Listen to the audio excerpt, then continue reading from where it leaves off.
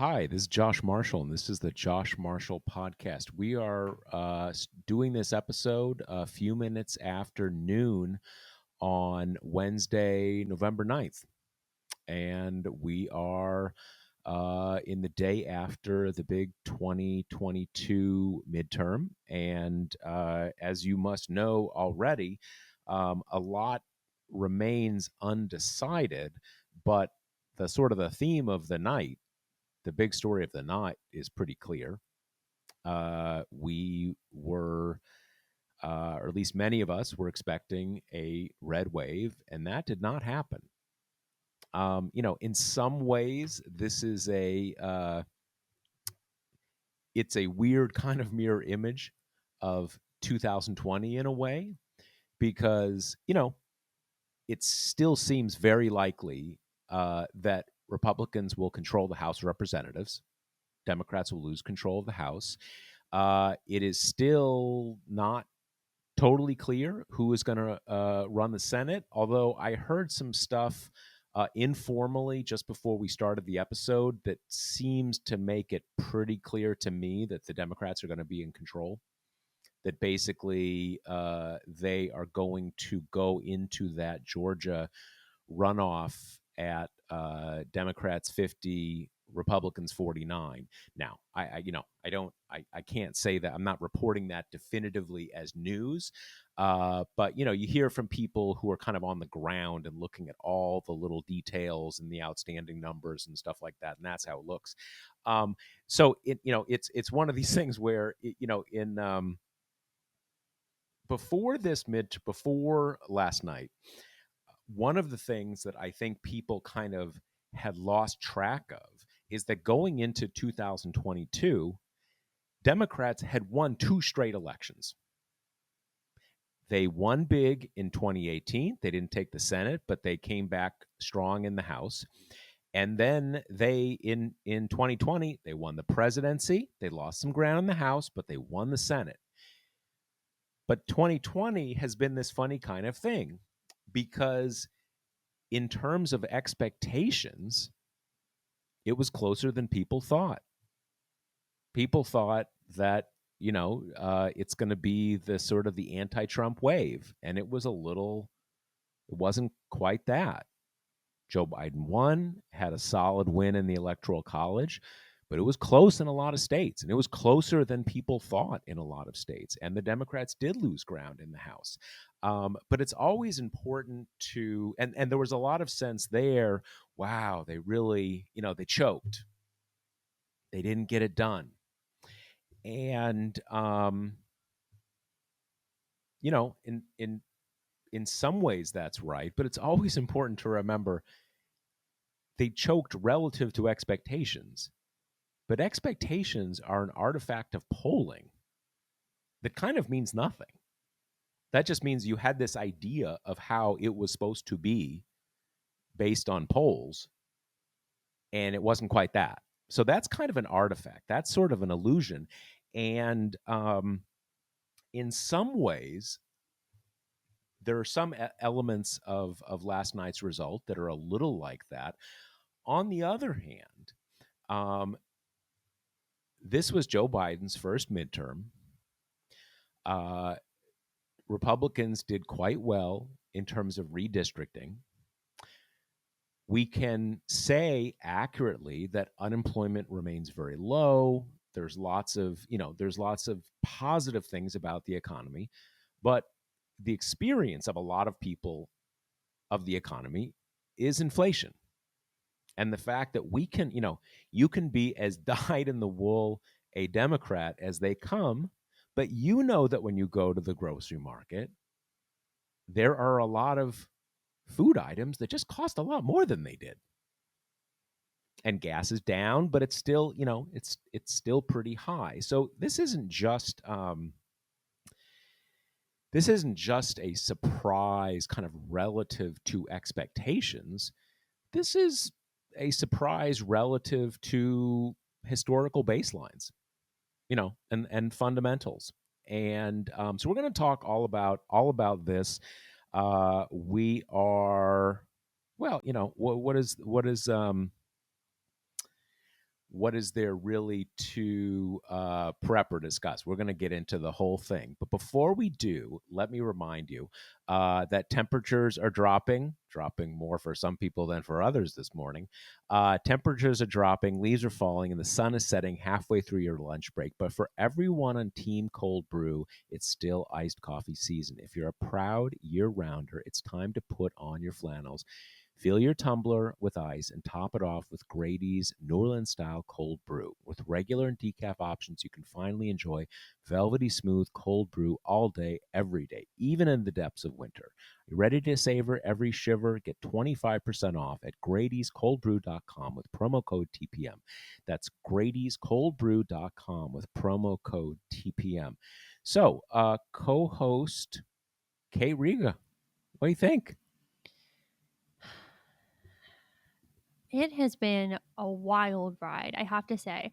I would say that in all earnestness, and I should have staked out my claim on the pod so no one can accuse me of lying now, but I did in my heart of hearts think that Democrats were going to win the Senate right up till yesterday.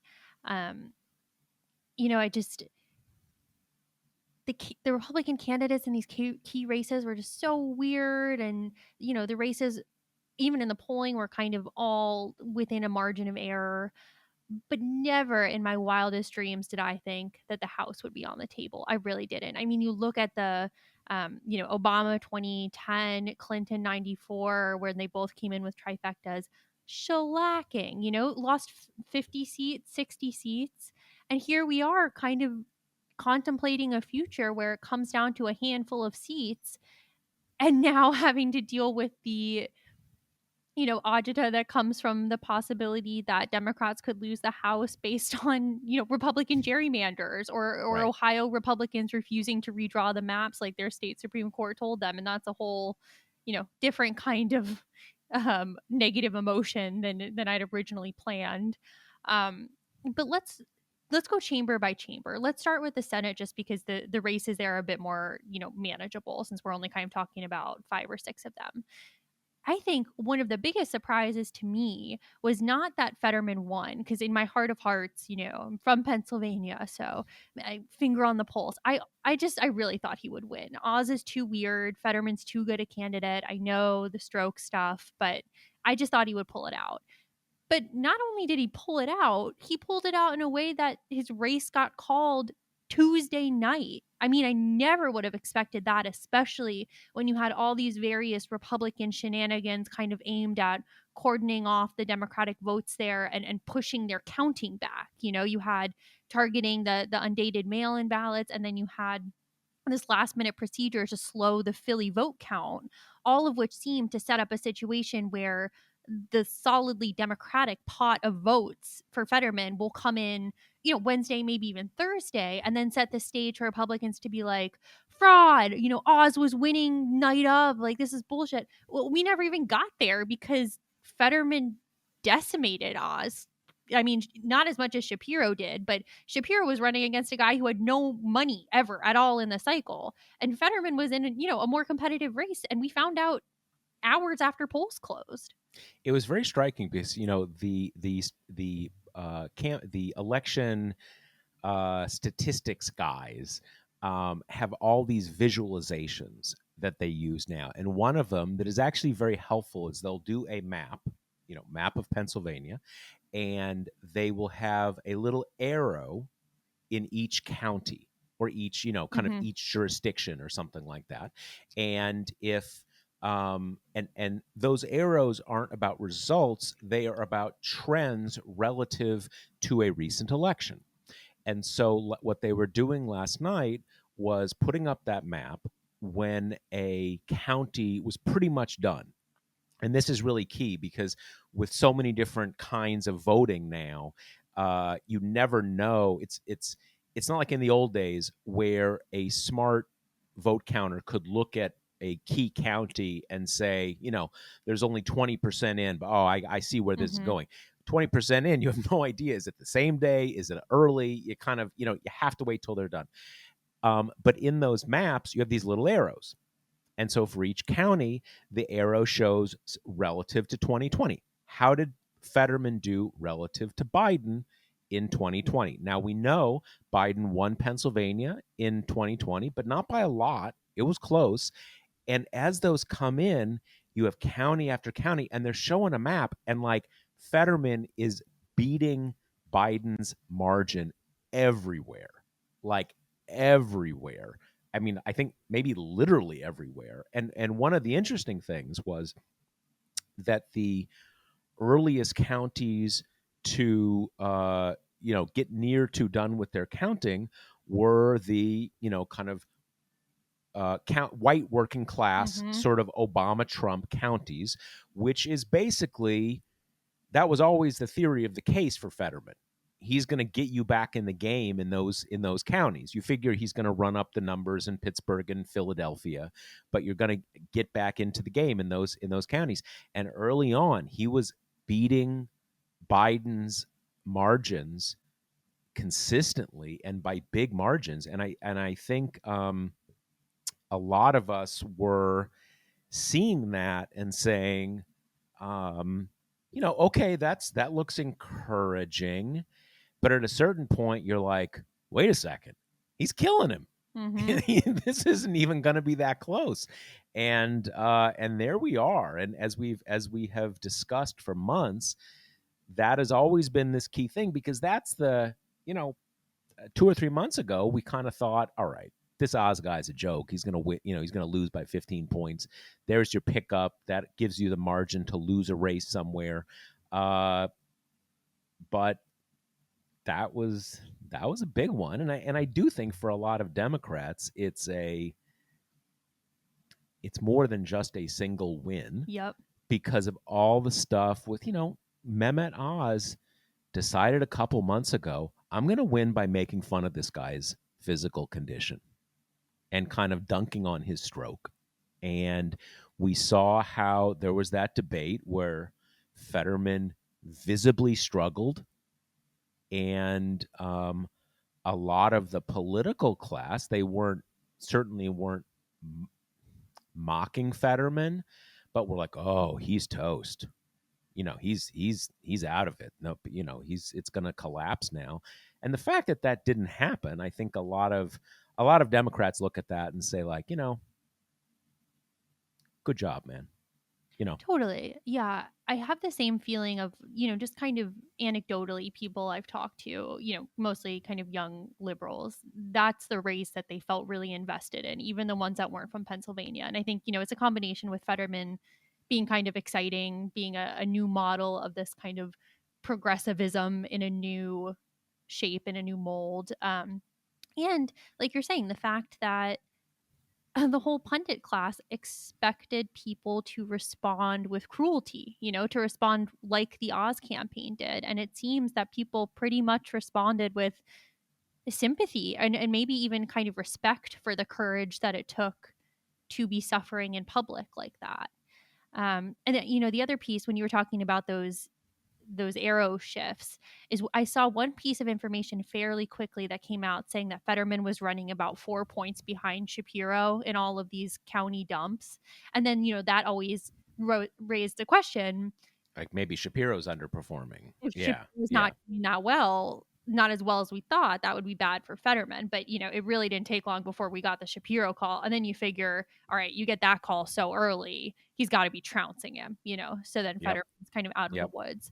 So against all expectation, that was the first big pivotal Senate seat that was locked in. Well, I guess we got New Hampshire first, but Yeah, New New Hampshire was Hampshire was sort of like. I'm only sorry. on Go the ahead. table in a real Democratic Yep, bloodbath. I mean, if yep. they lost there, they were screwed, right? And I guess to an extent, there was what it also showed relatively early is that yes, there can be polling errors that favor the Democrats. Right. Like this one was not close, and I still have to go back and kind of what was Trafalgar and what was Mm, more mainstream pollsters, but pretty much all the pollsters had a miss on that one. That was not close, and even some legit pollsters had it getting pretty close. I will say one thing about Fetterman, and I confess that in the heat and tension of the cycle, I didn't focus on this enough. just personally, that beyond the political risk of debating, just at a raw personal level, to go out in public and show yourself when you're kind of debilitated. That that takes a lot of courage. That, the kind of Yeah. no one, um we all, there is something essential about the human condition, that it is it is raw and vulnerable to show yourself in a broken state, Mm-hmm. whether that is a emotionally broken state and a physically broken state, when you are struggling, when you are not 100%. And again, I think that feeds into, you know like with Baldock in New Hampshire. Like, sure, he's a big lie crazy, but like, I don't like most Democratic partisans. I don't think they were like, man, he's got to go down, man. I'm so mad at Baldock. Like, who, like, whatever, right? Who even is he? And I do think the way that race evolved, a lot of people with Oz were like, man, I hate this guy. Yeah. Like they'd really developed a lot of, as you said, a lot of emotional investment in that race. Which is the gamble the Fetterman campaign took. That was purposeful to kind of lean into it and be like, I'm struggling. You've struggled. Your loved ones have struggled. I understand. And that was not always seen as like a safe bet. I think there were some people who were saying they should run away from the stroke thing a little more, not center it so much. Yep. So, Yep. I don't know. Props to a campaign well run, and also probably one of the most fun to observe in years. Yep. All right. Absolutely. So we have Pennsylvania lockdown. Let's do the other race that is locked down as of now, which is, about 12:30 on Wednesday the 9th, which is we just got the calls for Wisconsin right before we came online. Ron Johnson has been reelected once again after like lots of whining that Barnes hadn't conceded like 20 minutes before the call was made. Right. A Right. little Right. antsy there. But interestingly, there we had a case where Tony Evers, in what was the race that surprised me the most last night, not only won pretty quickly and pretty Yep. dominantly, and that Yep. race was polling at a dead heat from the beginning. Yep. Absolutely. And I think that obviously, on many levels, for a lot of people, Johnson winning again, Barnes losing is a big disappointment. But we should remember that the governor of Wisconsin is not just a Wisconsin story. That Mm-hmm. is a big deal going into 2024. And there are a number of races around the country where, in Michigan, critical swing state, always, Democrats took over the whole state. Yep. They got the governor. They took over the legislature. There are a few other states around the country where Democrats, are maybe taking one chamber of the state legislature. So there are a number of wins that really kind of bound kind of a big lie number two, kind of two scenario where Trump is on the ballot in 2024 and they've got Republicans in all these key governorships, and they're gonna hold a vote, but then they're just gonna make it Trump regardless of what happens. That, you know, that is in some doubt now, because you got a Republican governor. I'm sorry, Democratic governor in Wisconsin, Democratic governor in Michigan, Democratic governor in Pennsylvania. So those races are a big deal, not just if you live in those states. 100%. I think, Evers, well, or Shapiro, those two were huge. I mean, the Wisconsin legislature will be Republican forevermore because they've gerrymandered it completely away from any semblance of democracy there.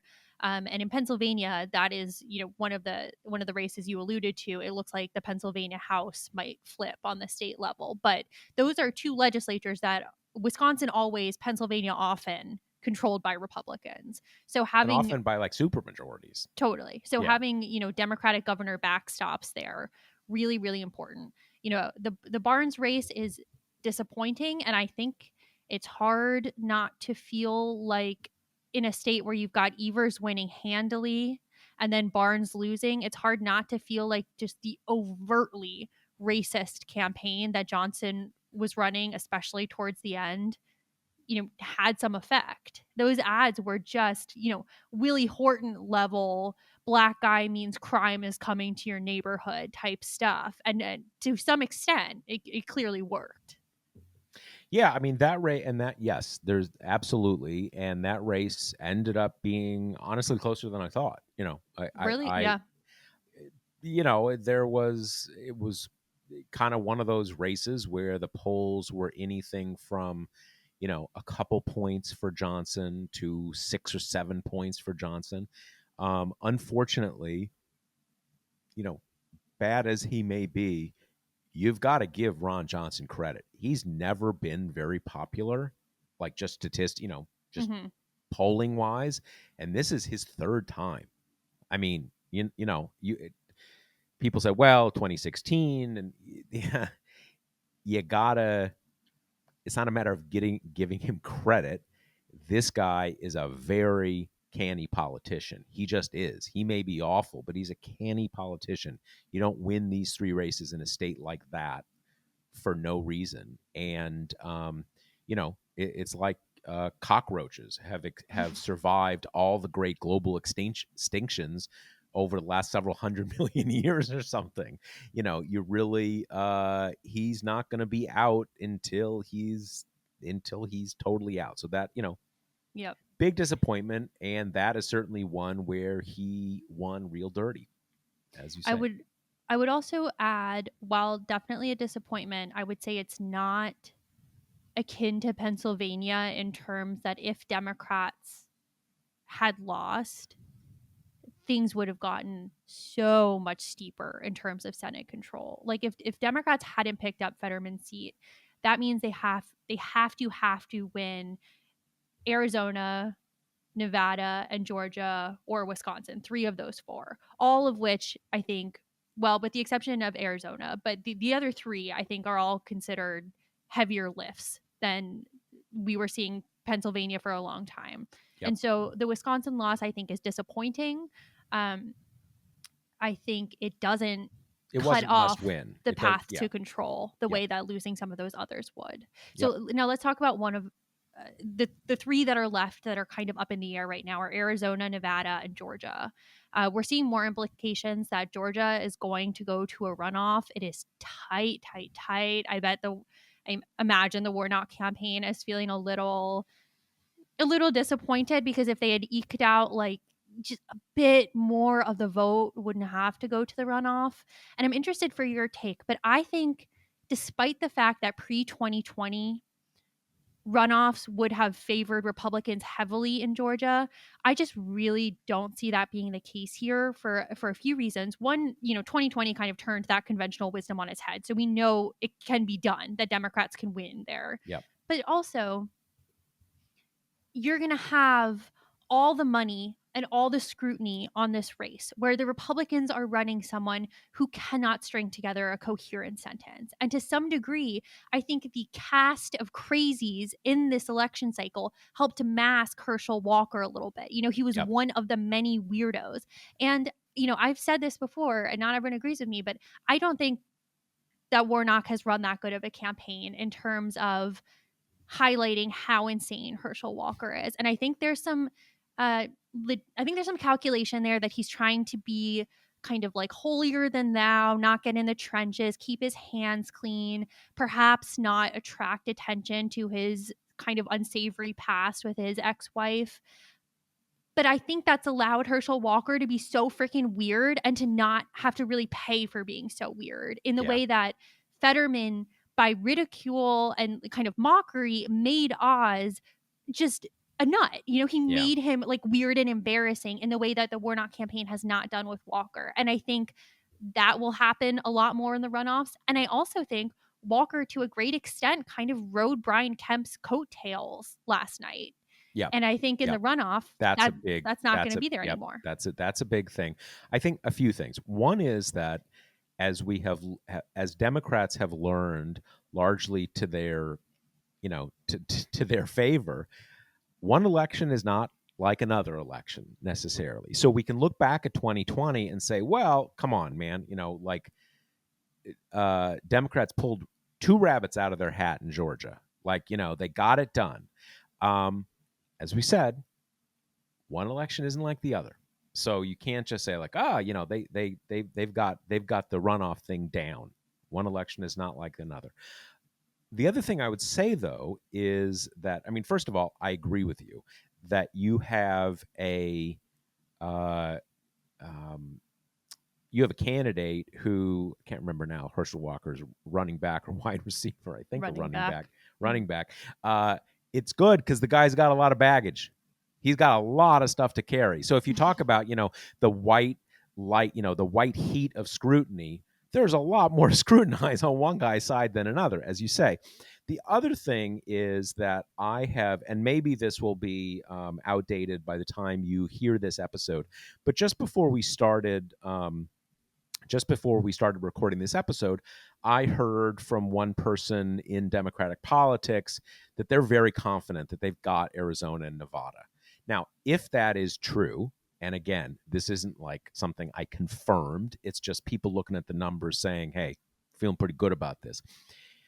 I think that if it is not a battle for control, I think that will be bad for Walker.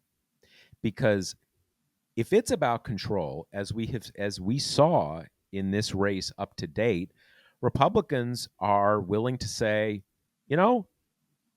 you've got 100 kids you're not supporting. You funded like 85 abortions. Let's do it because this is about controlling the Senate. I think that if it's not about controlling the Senate, because 51 Democrats as opposed to 50 Democrats is not that big a difference, not that big a deal. Obviously, 52 would have been a big, big deal. Mm-hmm. If that's the case, I think a certain smattering of Republicans, not a lot, it's still a partisan world we're living in and all that kind of stuff. I think a certain number of Republicans will kind of say, fuck this guy. I mean, this guy's a mess. Do I feel that strongly that I'm gonna vote for this, kind of garbage fire of a person when it doesn't, it's not going to matter that much big picture. So, assuming that Democrats go into that runoff with 50 seats, I think that will be a slight minus for Walker, just because, Republicans were already kind of holding their nose to vote for the guy. And I mean, look, it's a month. How many more stories are going to come out about him? Mm-hmm. Yeah, totally.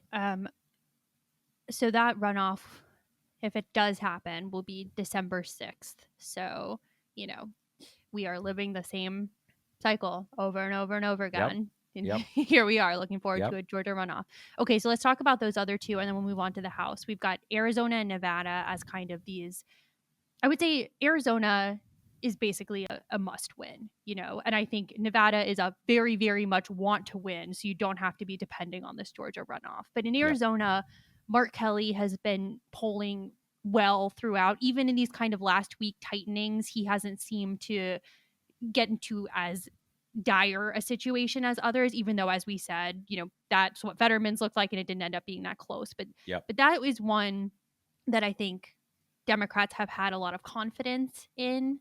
From what I can tell, I mean, Arizona is coming in so freaking slowly. It's like kind of hard to get a good picture, but he seems to be maintaining, a healthy lead there. He's running ahead of Katie Hobbs, who's running against Carrie Lake, who's like, as I'm sure our listeners know, basically to me, the scariest person running in this cycle, the telegenic, kind of fascist aiming to be governor of Arizona. She's smooth. Yeah, she's smooth. Like you see a lot of these guys, like you see Herschel Walker and you're like, are you kidding that this guy is running for Senate? But you see Carrie Lake in these interviews and she's a former nightly, kind of TV news anchor, so of course she's smooth.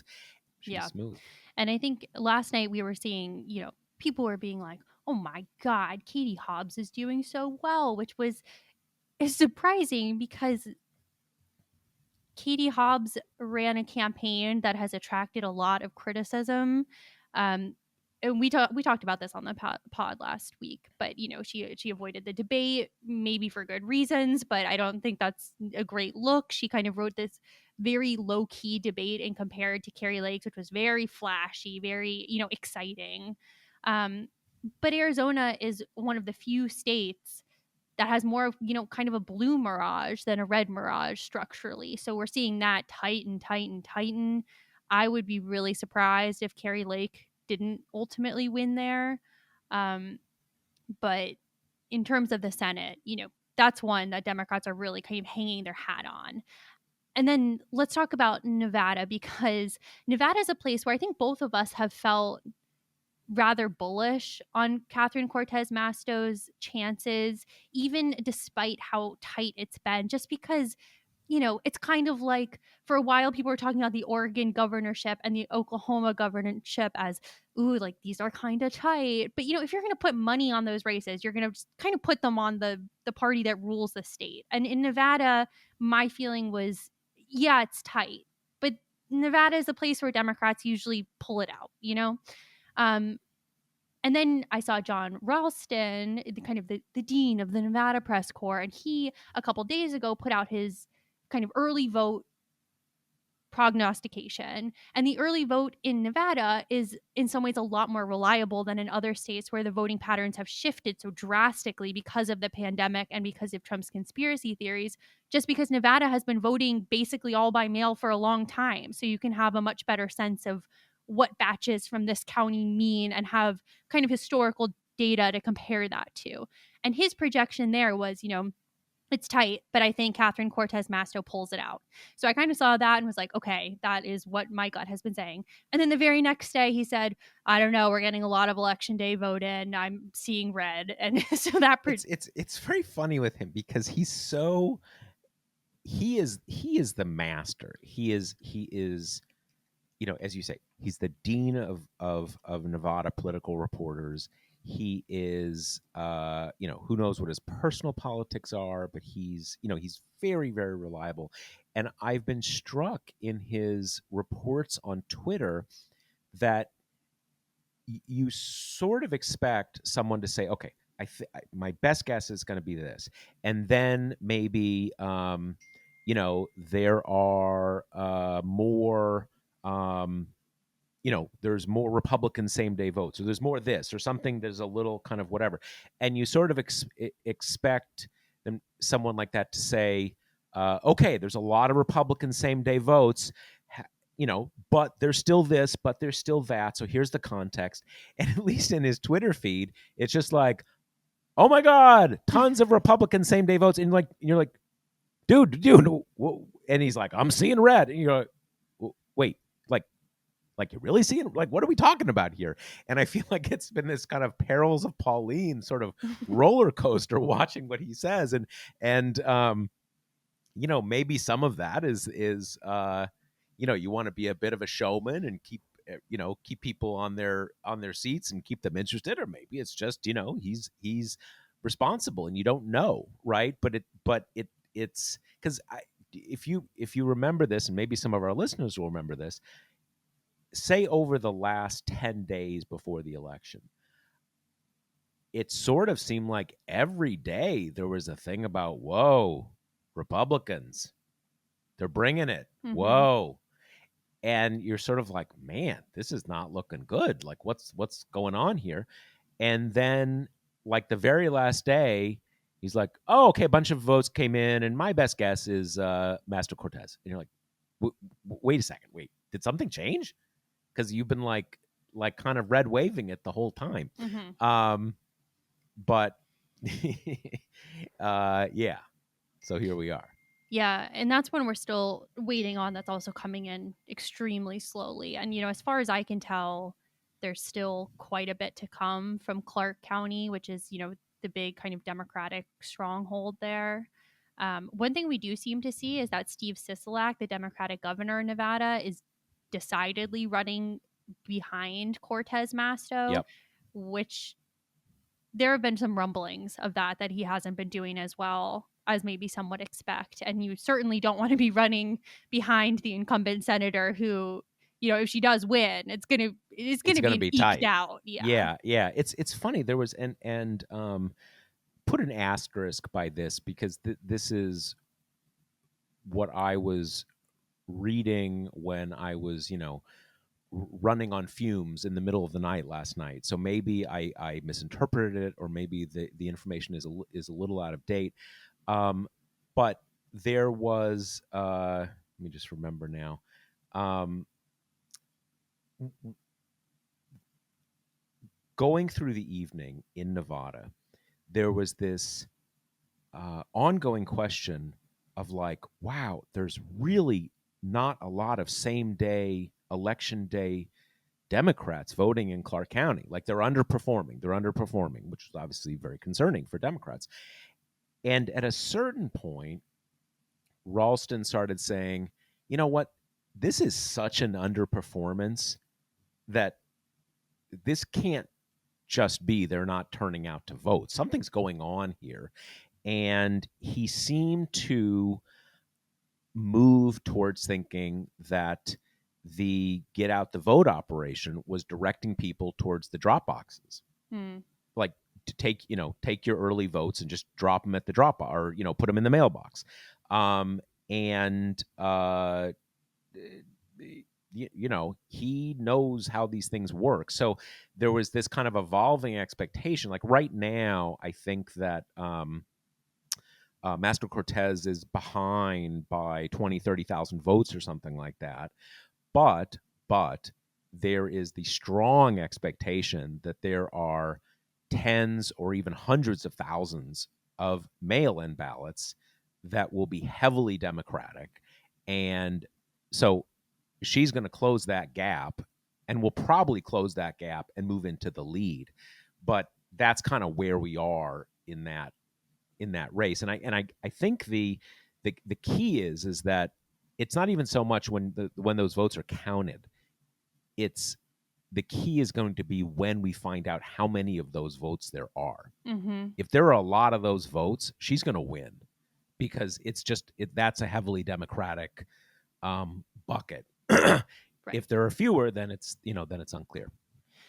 Okay, so let's move on to the House, which was the chamber that I think surprised nearly everyone. And, we at TPM had kind of identified some bellwethers we were going to be watching, some East Coast races that were in the first poll closings that would kind of give us a sign of which way the wind was blowing. That would indicate, if Republicans were to pick off some of these seats, that we were in for a real, 30 plus seat pickup for Republicans.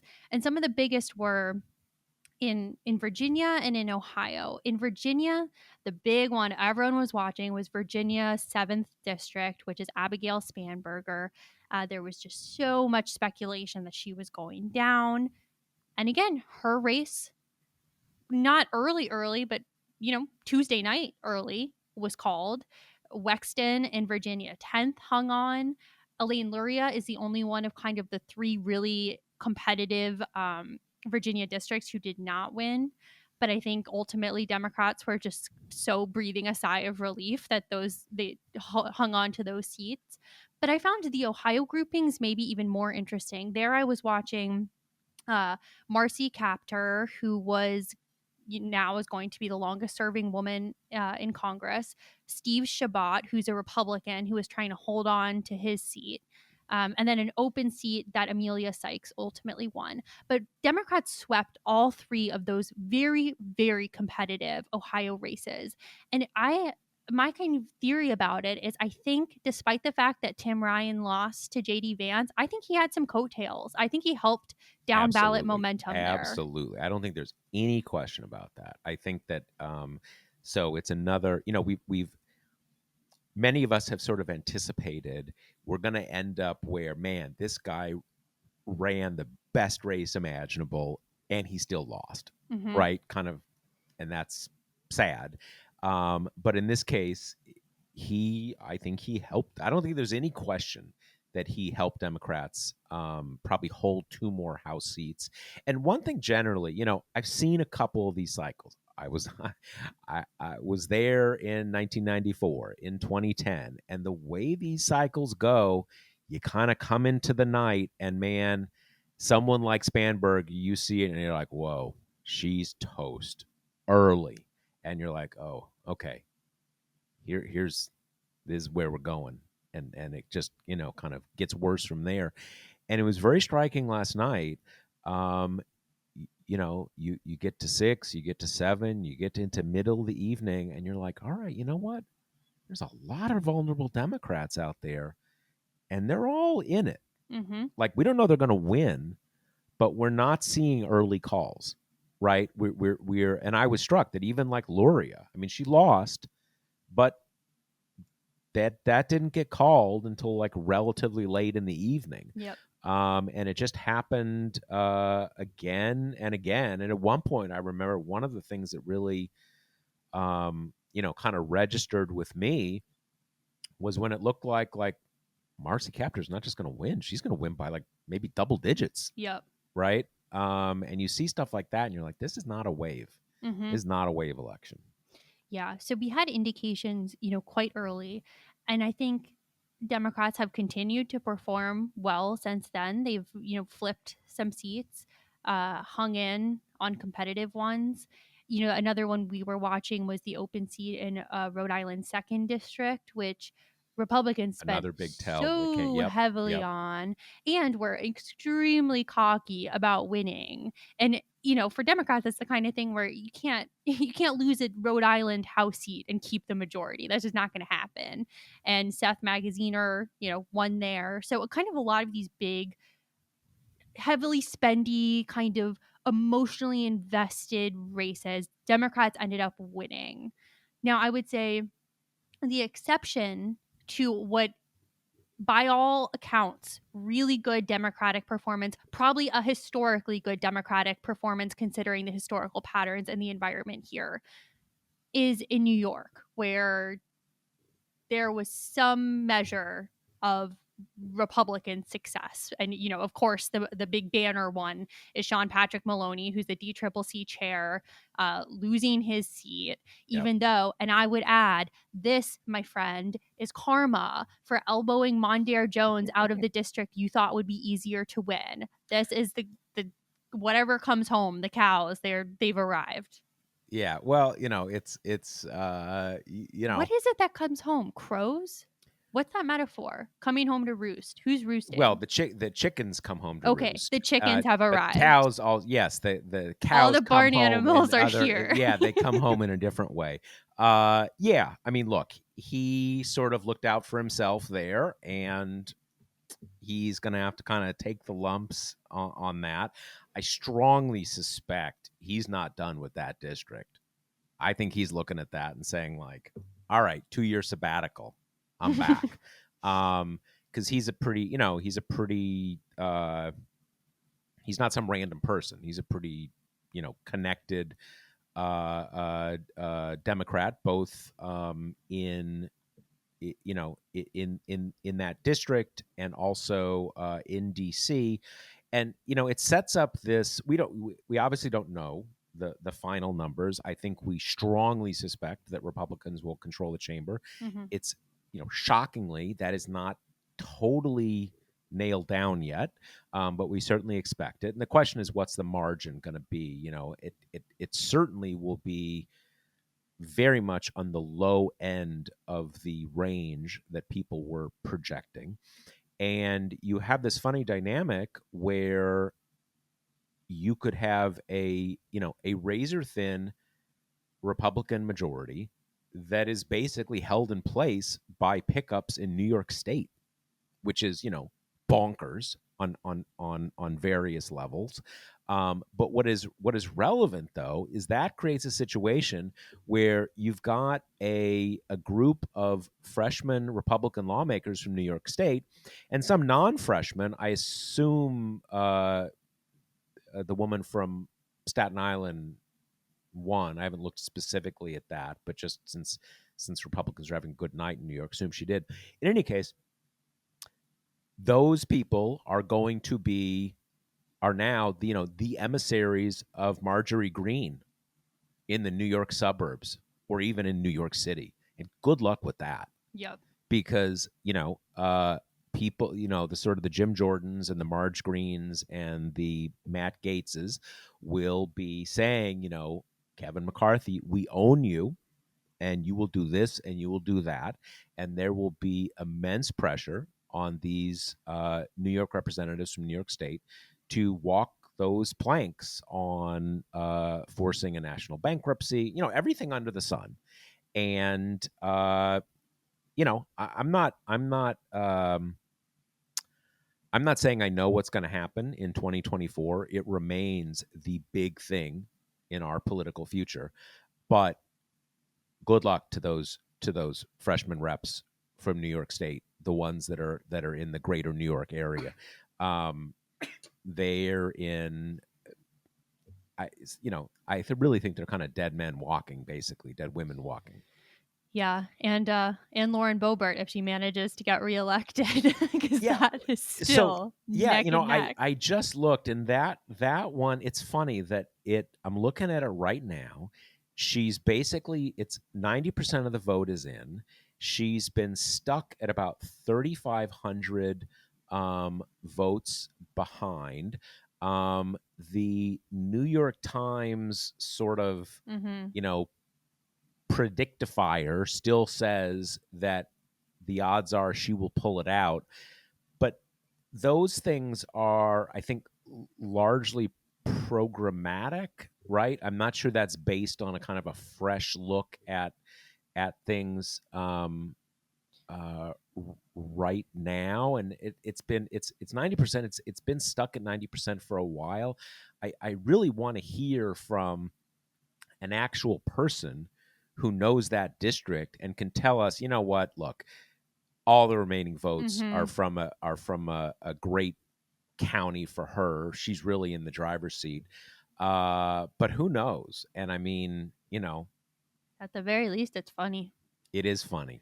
Yeah. The other thing I wanted to say about the importance of the margins by which, our best guess is still that Republicans will control the House is I just saw this like really smug reporter tweet that was like, moral victories don't matter in politics. It's about who has the majority, which is just, I get it. You don't want Democrats to be happy ever, but it just is so wrong here because, as you say, Kevin McCarthy does not have the skill or intellect to manage the bag of cats majority that would be something like a 10-seat majority when he's working with, like you say, the likes of Green and Jordan and what have you. But also, and as we've talked about, an importance in stemming your losses in a cycle where you're almost guaranteed to lose House seats is to Yep. put yourself in a better position to win in 24, which, as you say, with those New York seats, you couldn't really ask for better positioning if you're a Democrat,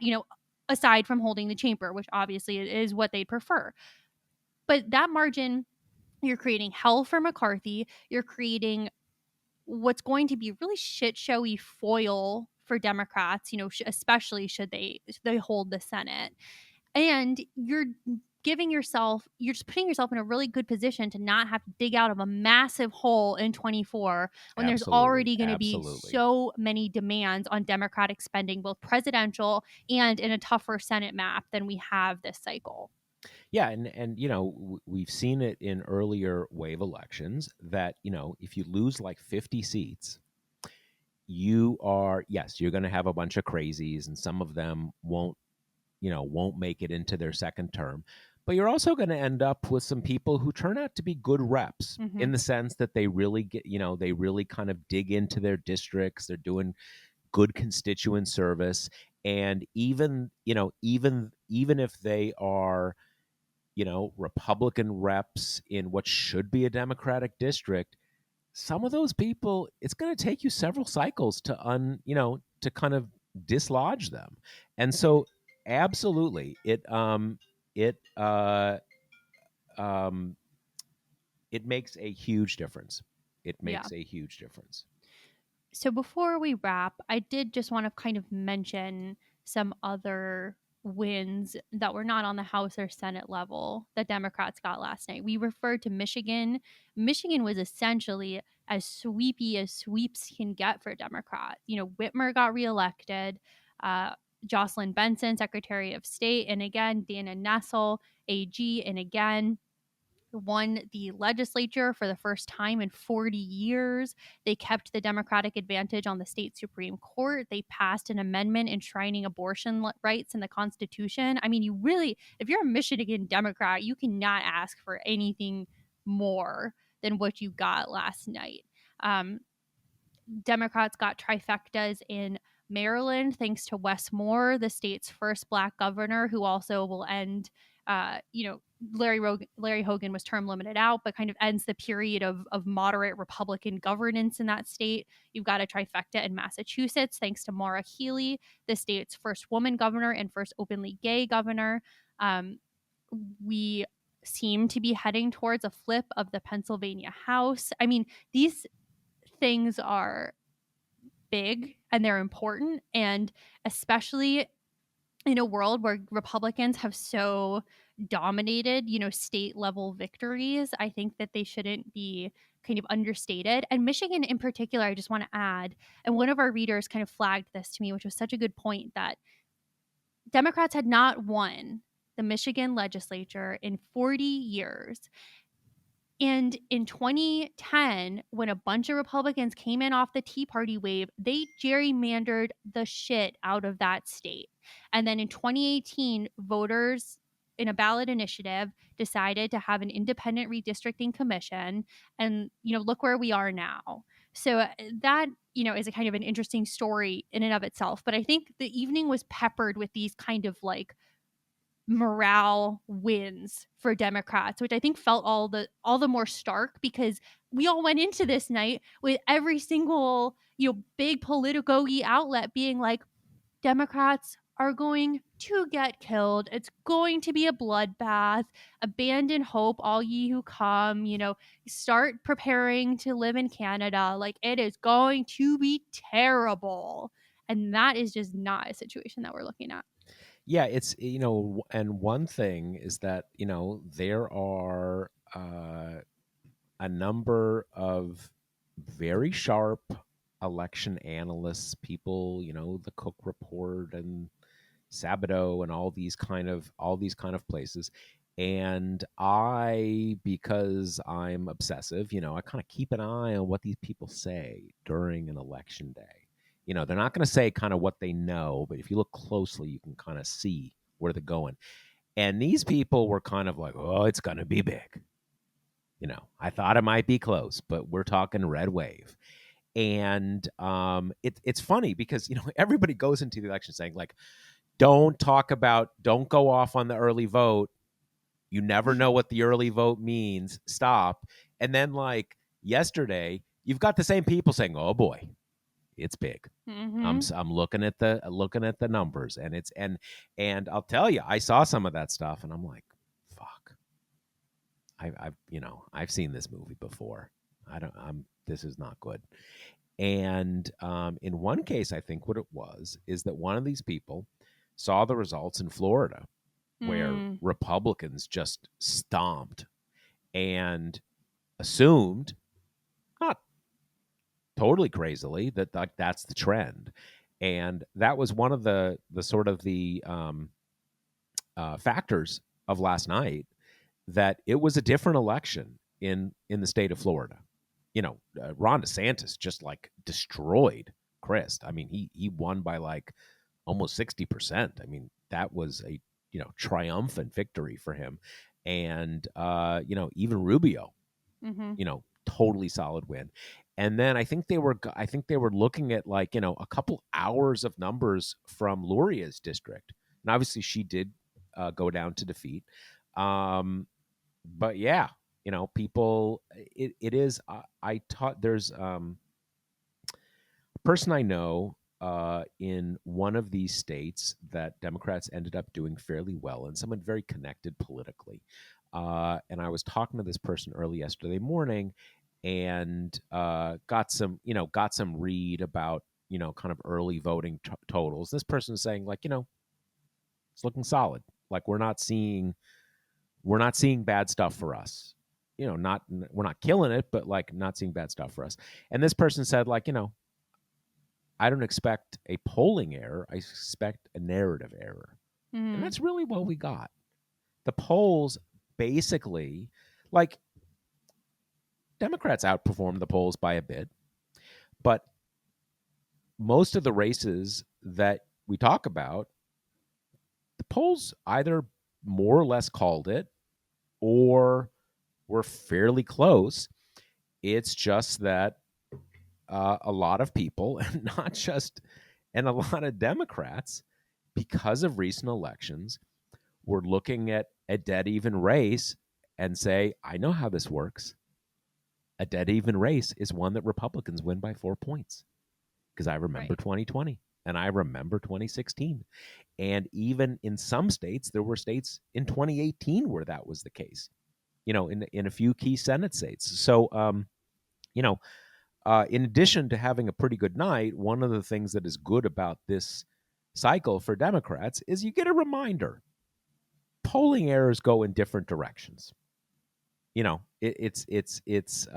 sometimes the surprises go in different directions. And that is something that, for kind of understandable reasons, after the last few years, Democrats were kind of gun shy, because we remember what happened in 2020, that great North Carolina Senate seat that everybody was excited about, right?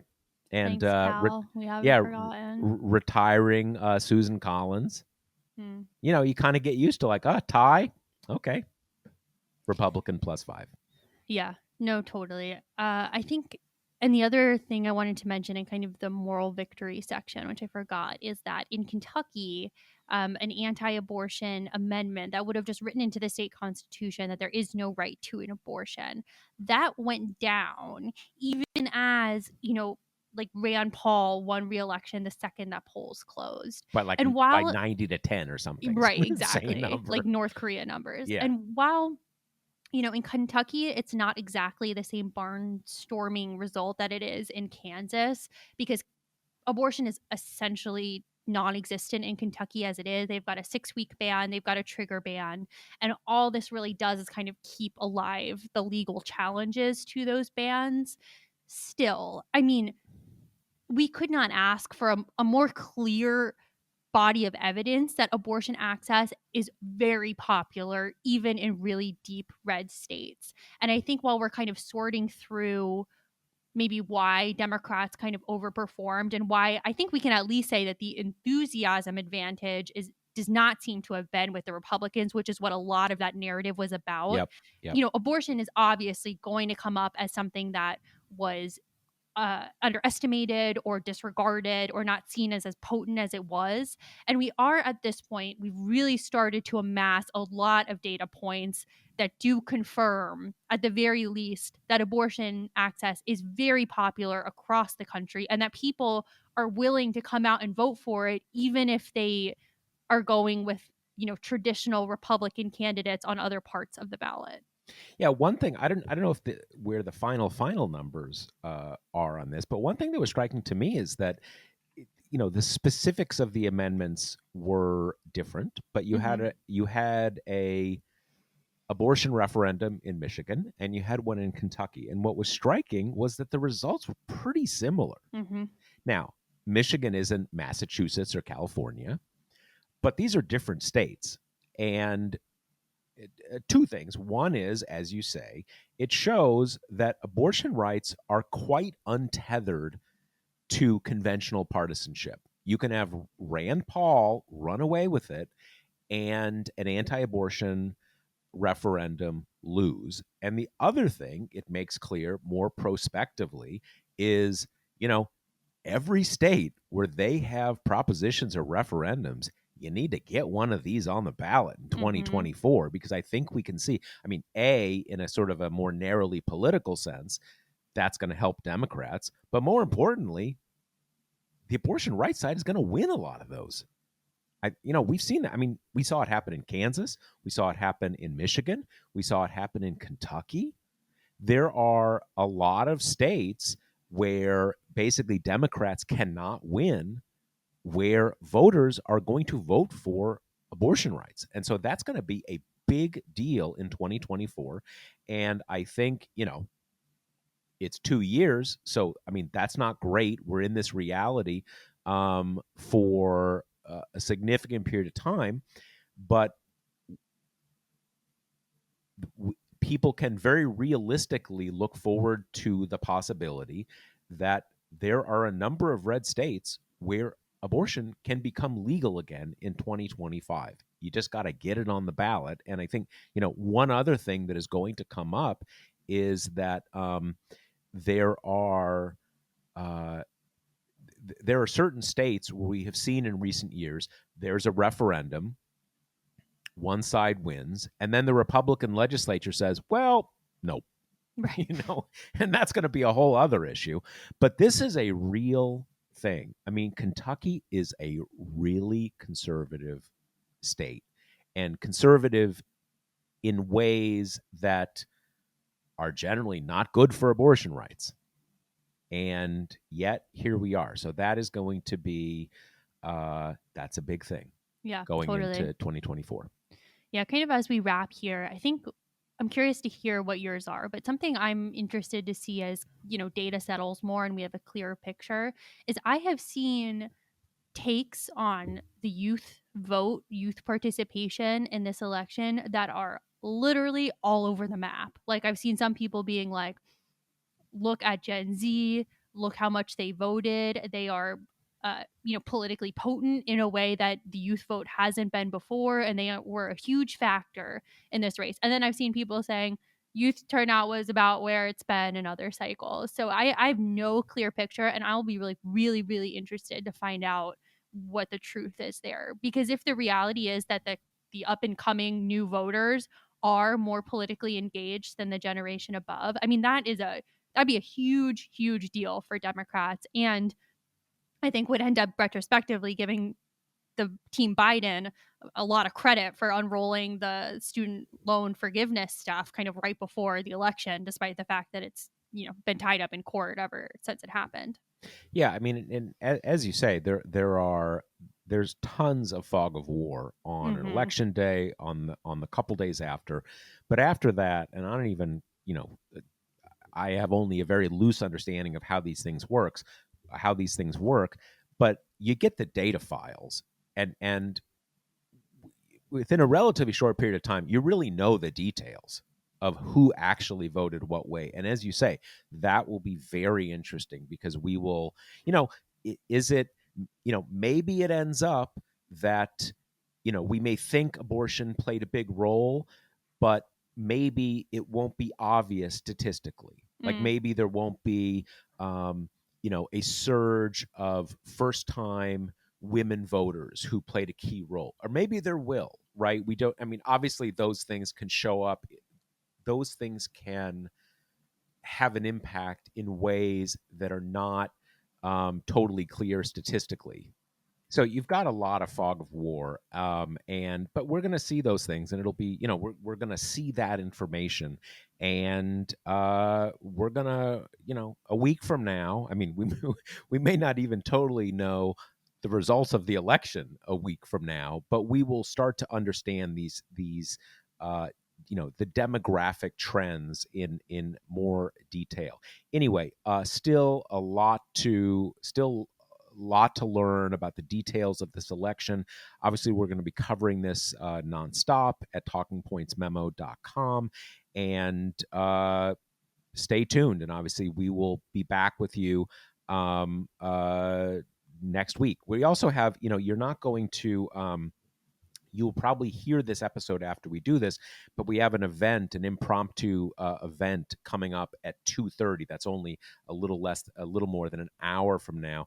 But we have the two Democrats who were saying over the last number of weeks that red wave is a mirage. And a lot of people thought, what are you guys smoking? Wishful thinking. But they were right. And those two guys are Simon Rosenberg and Tom Bonyard. And we are going to do a live briefing with them at 2:30. Like I said, you're going to hear this episode after that briefing is done, but we're going to post that video. So you will be able to see it whenever you hear this episode of the podcast. If you want to watch it, go to talkingpointsmemo.com. We'll have it, prominently posted so you can watch that discussion. It'll be really interesting. Let me remind you that the Josh Marshall podcast is brought to you by Grady's Cold Brew Ice Coffee. You can get 25% off with the promo code TPM at gradyscoldbrew.com. And that is it for this episode. All right. Talk to you next week. See ya. The Josh Marshall podcast is hosted by me, TPM reporter Kate Riga, and TPM founder, editor-in-chief Josh Marshall. The show is produced by Jackie Wilhelm. Thanks to Why Not Jansfeld for our podcast theme song, and thanks to all our TPM members who make this possible. Rate and review us on Apple Podcasts, and subscribe wherever you listen.